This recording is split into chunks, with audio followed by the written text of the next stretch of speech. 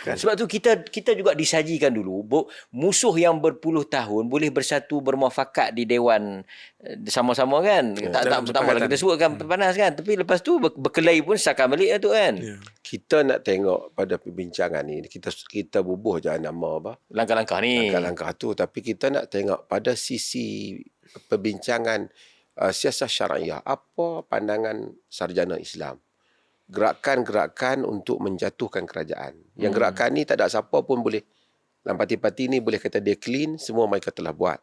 Sama ada musuh mereka ataupun pihak mereka sendiri telah buat. Jadi itu yang kita nak bincang. Kerana ini adalah satu diskusi yang bukan pada hari ini, tapi ia satu diskusi panas sejak zaman dahulu lagi. Kita tahu pada zaman awal lagi, apabila berlaku ketegangan yang membabitkan pelantikan Muawiyah, kemudian pelantikan Yazid, yang Muawiyah mungkin tidak kontroversi sangat kerana dia juga sahabi, timbul pelantikan Yazid, kemudian timbul bantahan Sayyidina Hussein keluar untuk menyampa Kufah, dan sebab sebagian para sahabat seperti Ibnu Abbas, Abu Sa'id Al-Khudri, mereka semua tidak bersetuju untuk keluar. Dan ini yang menyebabkan pandangan yang berbeza. Ini kita nak buat landasan sikit lah kan. Mengapa berlaku pandangan yang berbeza? Berlaku pandangan yang berbeza kerana yang pertama, secara asasnya Islam ini menyuruh al-amru bil ma'ruf wan nahyi 'anil munkar. Suruh kita menegakkan yang ma'ruf dan mencegah daripada yang munkar. Itu benda prinsip yang Islam suruh. Bahkan Nabi SAW suruh berjihad menghadapi hal itu. Dia akan bertembung dengan nas-nas yang melarang untuk memerangi pemerintah. Jadi bagaimana nak balance? Pada nas yang awal umpamanya antaranya ialah Nabi SAW kata bahawasanya ma min nabiyyin ba'athallahu min qabli illa kana fi ummatihi hawariyuna wal ashab ya'khuduna bi sunnatihi wa yaqtaduna bi hadihi wa yaqtaduna bi amrihi. Sebagai riwayat wa yuqayyiduna bi amrihi. Tidak ada nabi yang diutuskan sebelumku melainkan padanya ada pembantu-pembantu dan sahabat-sahabatnya yang mana mereka itu telah melaksanakan ikut sunnahnya dan berpegang kepada perintah Nabi itu. Summa takhlufu min ba'dihim khulufun yaquluna ma la yaf'alun wa yaf'aluna ma la yu'marun. Kemudian datang selepas daripada mereka itu gantian mereka. Gantian yang bukan lagi sahabat, pengikut-pengikut sahabat. Bukan sahabat dan pengikut para sahabat. Kemudian mereka ini buat apa yang tak disuruh, kata apa yang mereka tak buat apa yang tak disuruh. Yaquluna ma la yaf'alun wa yaf'aluna ma la yu'marun. Buat benda yang agama tak suruh. Nabi kita faman jahadahum bi yadihi fa huwa mu'min. Siapa yang memerangi mereka dengan tangan, dia mukmin. Wa man jahadahum bi lisanihi fa huwa mu'min. Siapa yang memerangi mereka dengan lidah, dia mukmin. Wa man jahadahum bi qalbihi wa huwa mu'min. Siapa berperang dengan hati dia walaisa wara'a dzalika habata khardal min iman. Tidak ada iman lagi selepas daripada itu. Ini satu hadis dan hadis-hadis seperti itu banyaklah. Hadis-hadis dalam Quran banyak kan. Wal takum minkum ummatun. Banyak. Tapi dalam masa yang sama Nabi kata innahu yusta'malu alaikum umara fata'rifuna wa tunkirun. Kamu akan tengok akan ada pemimpin-pemimpin yang akan dilantik kepada kamu, yang kamu tengok ada mungkar, ada benda baik, ada benda mungkar yang dilakukan. Kan Nabi kata faman kariha faqad bari wa man ankara faqad salim. Siapa yang tak suka dengan mungkar tu, dia selamat lah.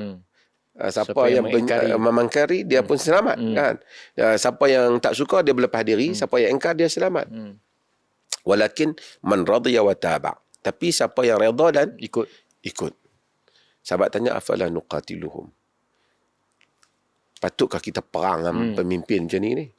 Nabi kita la ma sallu. Tak, selagi mana depa salat, depa sembahyang. Jadi dia kontra. Jadi macam yang ni nak suruh, tapi Nabi kata tak.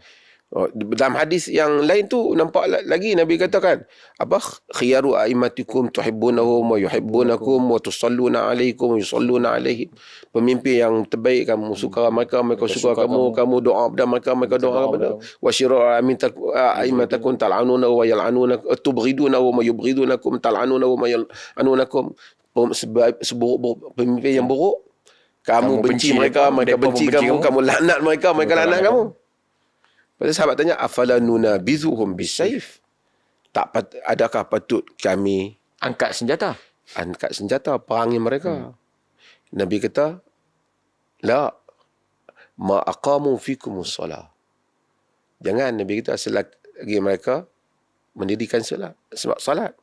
Idza ra'aitum min wulati umurikum ma takrahunahu fakrahu amalahu wala tanzi'u yadan min ta'ah. Bila kamu tengok apa yang pemimpin kamu buat yang kamu tak suka, kamu benci amalan tu, tapi kamu jangan cabut tangan daripada ketaatan. Hadis ni jadi macam di sudut ni nak kena bantah. Di sudut ni dia apa? Tak bagi juga untuk kita cabut memberontak. Jadi dalam konteks apa? Panjanglah nak saya mahu, tapi dalam konteks apa?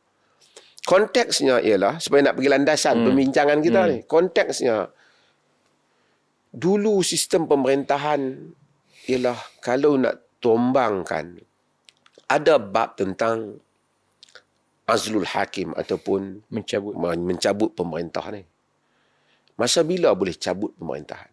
Kalau kita tengok secara teori, bahkan ulama-ulama dulu menyebut kalau fasik, pemimpin tu fasik jatuh juga. Tapi dia kata kalau buat dosa tak jatuh. Tapi dosa itu ialah nawadirul fisq, dia kata dosa yang jarang-jarang. Tapi kalau dosa yang teruk, jadikan maksiat tu secara terang-terangan, yang ni dijatuh pemimpin tu, dibuang pemimpin tu. Tapi mereka lah masa yang sama tak bagi berperang menentang pemerintah. Tapi memfatwakan boleh mereka kata cabut. Tapi sebab apa? Nak gugurkan pemerintah yang fasik tu ada kepentingan, sebab pemerintah itu dilantik kerana tadi allazina immakannahum fil ardi aqamus salat wa atu zakat wa amaru bil ma'ruf wa nahaw 'anil munkar. Kerana pemerintah nak tegak ma'ruf, mencegah munkar. Kalau dia sendiri pusat kemungkaran, macam mana? Tapi kalau jatuhkan pemerintah, dia akan mari kemungkaran yang lebih besar. Iaitu apa? Tumpah darah. Safkud dima. Jadi menyebabkan orang macam Imam Nawawi, dia kata, wa amma khuruju alaihim wa qitaluhum wa huwa haramun bi ijma'il muslimin wa in kanu fasaqatal zalimin. Wa qad tadhaharatil ahaditsu bi ma'na ma dzakartuhu wa ajma'a ahlus sunnati annahu la yan'azil sultan bil fisq. Jadi mazhab ahli sunnah dia kata. Jadi yang ni pasif tak boleh. Dia kata telah keluar menentang berperang dengan pemerintah adalah haram dengan sepakat kaum muslimin. Dia kata. Kan? Telah ternyata hadis-hadis kata Nawawi dalam bab yang demikian itu, seperti mana yang kami sebut, dan telah ijma' ahli sunnah bahawasanya pemimpin tidak dilucut kerana kepasikan dia. Kepasikan yang dia maksud ni dalam fuqaha yang kata kepasikan yang jarang-jarang ni. Tapi kenapa sebab dia tak boleh? Nawawi sebut lepas tu, wasababu fi zalika bima yatarattabu alaihi min al-fitani wa iraqati ad-dima wa fasadi dzatil bayn. Kerana ia akan menyebabkan berlaku fitnah, tumpah darah yang begitu dahsyat. Kata itu dalam konteks itu. Maka dia kata cabut tu lebih teruk lagi daripada biar dia. Nak biar dia tu mungkin kalau dia duduk tu dia zalim, ada 2-3 orang mati, nak cabut dia tu mungkin ribu-ribu mati. Di atas dasar tu. Tapi bila mari dalam konteks yang moden ataupun konteks kita, sistem yang ada, dia nak jatuhkan Perdana Menteri ataupun nak jatuhkan pemimpin tu, tak perlu darah dah. Melalui undian, kerana dah ada sistem. Adakah masih valid hadis-hadis ataupun konteks yang diperkatakan oleh para ulama dulu? Yang valid ialah mereka kata kepasikan yang seperti itu mesti yang teruk tu yang hanya menyebabkan teruknya imej umat Islam, jatuhnya umat Islam punya nilai, pemimpin tu tak boleh jadi pemimpin.